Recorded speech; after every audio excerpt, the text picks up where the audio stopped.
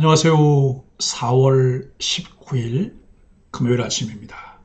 말씀과 함께 새롭게 오는 소망의 아침을 시작하겠습니다. 어느 무명의 그리스도인은 비록 신앙의 젖을 먹는 수준을 벗어나지 못했지만 구원에 속한 자로 선한 행실을 가진 자들이 주를 사랑하는 자들이다라고 이야기합니다. 히브리서 6장 1절로 12절까지 말씀을 본문으로 하여 멈추지 않는 신앙의 성숙, 균형 있는 신앙의 열매라고 하는 주제로 함께 은혜를 나누기를 원합니다. 일반적으로 그리스도인들이 하루의 말씀을 묵상하는 시간은 평균 20분 정도라고 합니다. 조금 신앙생활을 해보려는 사람들에게서 나타나는 행태이고 그저 주일에 한 번 혹은 드문드문 교회 공동체 예배에 참석하는 이들도 있습니다. 말씀 묵상이 중요함은 더 말할 나위가 없지만 묵상한 말씀을 실제 삶에 녹여내기란 그리 쉽지 않습니다. 단언컨대 하나님 말씀에 순종할 힘이 작용하려면 묵상의 꾸준함과 그 농도가 짙어져야 합니다. 사람의 생각이나 음식의 맛이 깊어지기 위해서는 반드시 시간이 필요한 것처럼 묵상의 농도도 마찬가지입니다. 우리가 말씀을 묵상할 때 성령님은 결코 구경만 하지 않으십니다. 경험에 의하면 묵상의 깊이가 깊어질 즈음 성령님은 더욱더 많은 분량의 말씀과 시간 속으로 이끌어 가셨습니다. 오히려 성령님이 더 기뻐하시며 긴 시간을 함께하고 싶어 하십니다. 순종은 충만할 때 비로소 가능해집니다. 마치 물잔에 물이 다 채워지면 흘러넘치듯이 충만은 말씀이 심령 속에 가득 채워져 차고 넘치게 되는 것을 의미합니다. 말씀에 대해 믿음, 기쁨, 감사, 회개가 차고 넘칠 때 비로소 순종이 즐거워집니다. 누구든지 말씀을 묵상하는 시간에 진심을 담는다면 성령님의 마음을 느끼게 될 것이고 그분께 민감하고 진실하게 반응할 때 묵상의 깊이도 달라집니다. 그렇게 차고 넘치는 은혜는 내면으로부터 꿈틀대는 변화를 시도합니다.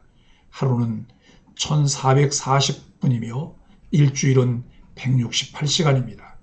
20분 후 나머지 1420분 동안 보고 듣고 살아가는 삶의 방향을 바꾸기란 쉽지 않지만 진심으로 삶의 변화를 원한다면 이제는 묵상의 농도를 점검해야 합니다. 스치고 지나가는 것은 우리 삶을 바꿀 수 없습니다. 168시간이라는 일주일의 시간 중에 진심을 담은 예배의 시간이 1시간이라면 공동체 속에 뿌리 내리는 것은 참 어려워질 수 있습니다. 매일 아침 배달되는 소망의 아침 묵상에 진심을 담아 묵상하기 시작하면 나 자신은 물론이고 가정과 교회를 바꾸시는 성령님의 일하심을 볼 수 있습니다. 너희가 나를 떠나서는 아무것도 할 수 없다고 말씀하시는 주님께서 우리의 삶에서 일하시도록 말씀과 함께 주 안에서 살아야 합니다. 구원받은 그리스도인의 삶은 하나님이 붙드십니다. 하나님의 말씀과 능력을 경험한 그리스도인, 구원의 은혜 안에 있는 그리스도인은 하나님을 떠날 수 없습니다. 그럼에도 성경이 그리스도인의 타락을 엄하게 경고하는 이유는 어떤 상황에서도 하나님 백성이 머물러야 할 곳과 구원의 자리가 있기 때문입니다. 구원은 삶의 방종을 허용하지 않습니다. 영적 타락의 문을 닫으려면 하나님을 향한 경건의 문을 열어야 합니다. 구원은 영적 성장과 성숙을 요구합니다. 날마다 주야로 묵상하는 삶의 습관이 멈추지 않을 때 성숙한 신앙을 얻게 되고 균형 있는 신앙의 열매가 시절을 따라 맺힙니다. 우리는 5장 11절로 6장 12절에서 도전과 경고 그리고 격려의 말씀을 발견합니다. 히브리서 기자는 마음의 변화를 촉구하며 아직 마음의 변화가 없는 신자는 어린아이와 같은 자로서 배교의 위험성을 가지고 있다고 여긴 듯합니다. 그렇습니다.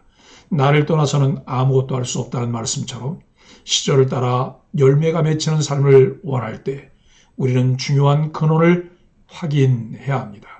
히브리서 기자는 다시금 도의 초보에 해당하는 것들을 상기시키면서 기본으로 돌아가도록 촉구합니다. 4절로 8절에서는 잘 알려진 강한 경고가 등장합니다. 이는 당장 신자들이 교회를 떠나고 있는 상황에서 주어진 메시지라는 것을 염두에 두어야 합니다.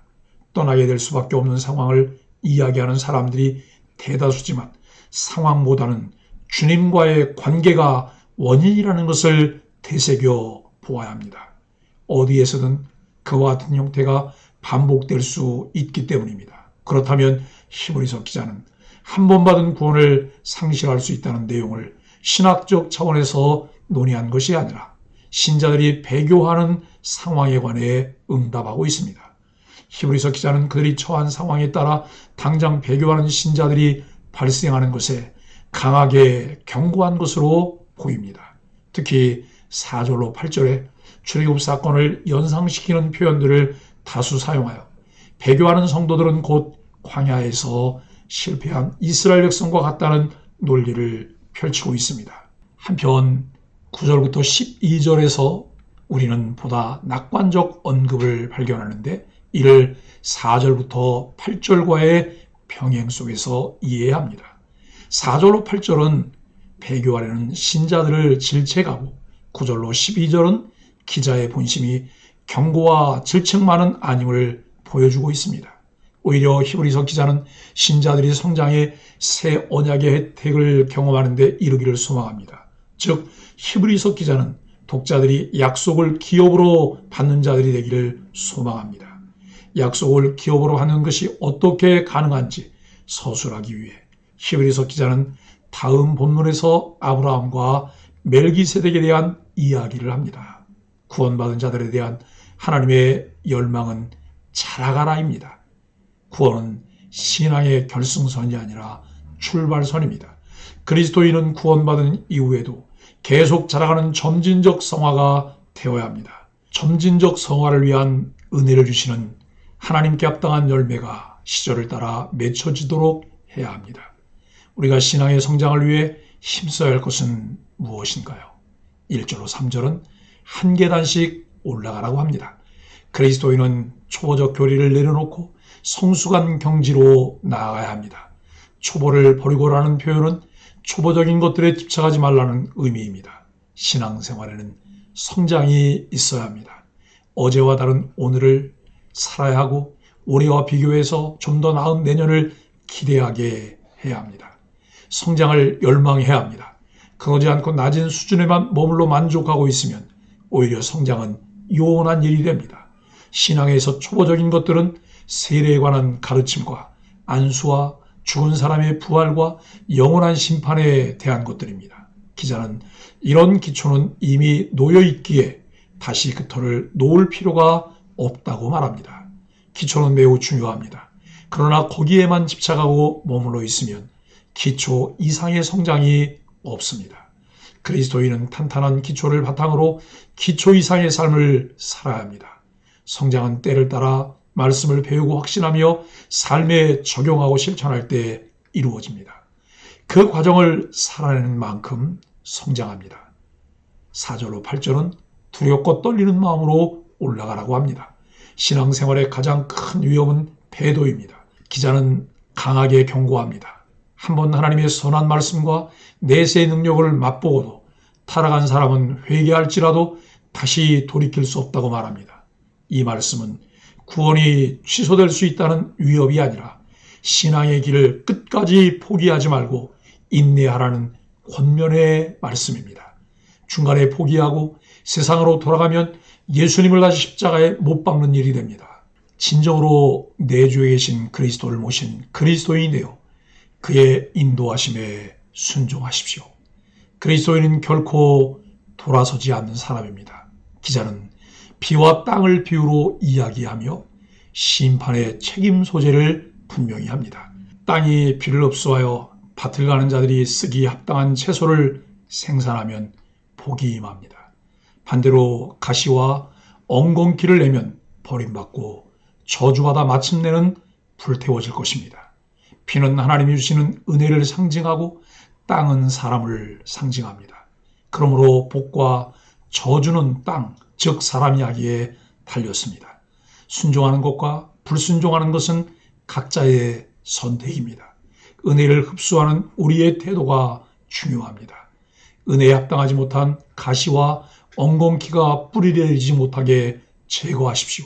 내 마음에 은혜가 아닌 쓴뿌리를 그대로 두고 그 쓴뿌리를 통해 나도 넘어지고 다른 사람도 넘어지게 해서는 안 됩니다. 이미 어른 신앙이 되어 있어야 하지만 성장하지 않아 가시와 엉겅퀴를 그대로 두어서는 안 됩니다. 길가와 돌짝, 가시밭은 끝까지 견디며 열매가 맺히게 할 수 없습니다. 좋은 땅, 옥토가 될 때 30배, 60배, 100배 열매가 맺힐 수 있음을 성경은 말씀합니다. 9절로 12절은 기대하는 마음으로 올라가라고 합니다. 히브리서 기자는 어조를 갖고 그리스도인들을 격려합니다. 선을 행하는 일에 부지런함으로 끝까지 소망의 풍성함에 이르라며 힘을 줍니다. 자라가는 신앙은 어느 수준에 안주하지 않습니다. 그리스도 안에서 이미 내주에 계신 성령님과 함께 동역할 수 있는 안목과 가치관을 갖게 되어 마음의 소원을 두고 행하게 됩니다. 성경 말씀에서 답을 얻고 길을 찾아 같은 곳에 소원을 두고 한 마음으로 공동체를 세워갑니다. 내가 세우려는 공동체가 아니라 하나님께서 디자인하시고 세우시길 원하시는 공동체를 함께 세워가는 동역자가 됩니다. 하나님이 기뻐하시는 일에 부지런하여 끝까지 소망의 풍성함에 이르고자 달려갑니다. 사랑하는 소망의 가족 여러분, 바울도 뒤의 것은 잊어버리고 앞에 있는 것을 잡으려고 달려갔습니다. 성장하는 신앙은 앞에 있는 것을 잡으려고 달려가는 신앙입니다. 구원받은 하나님의 자녀는 영적으로 힘써 자라가야 합니다. 교회의 가르침대로 균형 있는 신앙과 삶을 따라갈 때 그리스도의 장성한 분량에까지 자라갑니다. 그렇게 성장하는 성숙한 그리스도인들이 되기 위해 우리에게 필요한 것은 은혜의 손에 붙들려 있는 삶이 되어야 합니다. 하나님은 우리를 자녀로 부르시고 은혜 안에서 자라게 하시려고 은혜의 방편들을 주셨습니다. 그 은혜의 방편을 따라 살아가게 하시려고 공적 기관인 교회를 세워주셨고 그 교회 회원으로 의무와 책임을 다할 수 있도록 하셨습니다. 교회와 함께 자라가도록 해야 합니다. 히브리서 기자가 단단한 식물을 먹으며 성숙한 그리스도인으로 나아갈 수 있도록 인도하고 있습니다. 하나님의 약속을 이해하고 붙들어 세상이 주는 어려움에 넘어지고 배교하지 않도록 성장하라고 말씀합니다. 구원으로 부르심을 받았으나 정상적으로 성장하지 못하게 하는 많은 방해 요소가 주변에 산재해 있습니다. 하나님이 주시는 은혜 안에 살면서 그 방해 요소들을 잘 분별하고 이겨내며 끝까지 믿음을 지키는 그리스도인으로 살기 바랍니다. 하나님을 가까이 하십시오. 이 땅에는 완전한 것이나 만족스러운 것이 없습니다.